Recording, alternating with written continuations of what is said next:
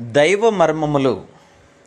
సహోదరుడు భక్త సింగ్ గారి అనుభవంలో దేవుడు ఆయనకు బయలుపరిచిన దైవ మర్మములు. ఏప్రిల్ 5. అల్ఫాయు ఒమేగయు నేనే.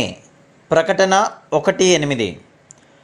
దేవుని యొక్క సంకల్పములోనికి వచ్చుటకు మనము ఇష్టపడినప్పుడెల్లా అపవాది భయంకరముగా పోరాడును. దేవుడు సూచక క్రియలు చేసినప్పుడు అపవాది నిశ్శబ్దముగా నుండును.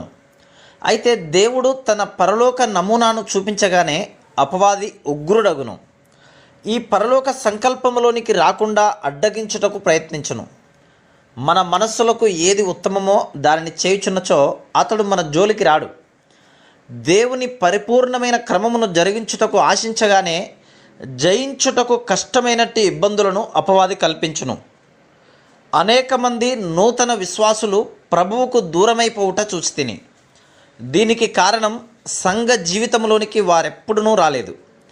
కొంతమందిని మాత్రమే వారు తమ ఆత్మీయులైన తండ్రులుగా ఎంచుకుని, మనలో ఎవరునూ ఈ భారమును ఒంటరిగా భరించలేరు. ఈ భారమును దేవుడే సంఘమునకు అనుగ్రహించి ఉన్నాడు. ప్రకటన 1:10-16 అనేక మంది ప్రజలు శ్రమలకు లోనై చెదరిపోవుటను చూచి అనేకులు చంపబడుట జ్ఞాపకం చేసుకొని అపోస్తలుడైన యోహాను కృంగిపోయెను. అతడు తబ్బిబ్బై, ప్రభువా, తర్వాత ఏమి సంభవించనయున్నది? నీవేర్పరచుకున్న ఇంతమంది అపోస్తలులు చెరలో నుండగా ఈ సంఘమునకు ఏమి సంభవించనయున్నది అని ప్రశ్నించెను.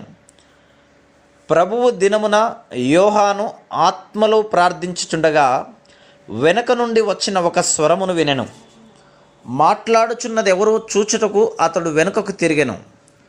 ముందు నుండి గాక ఎందుకు ప్రభు అపోస్తలుని వెనక నుండి వచ్చెను? ఇది నా ప్రశ్న. Praise the lord.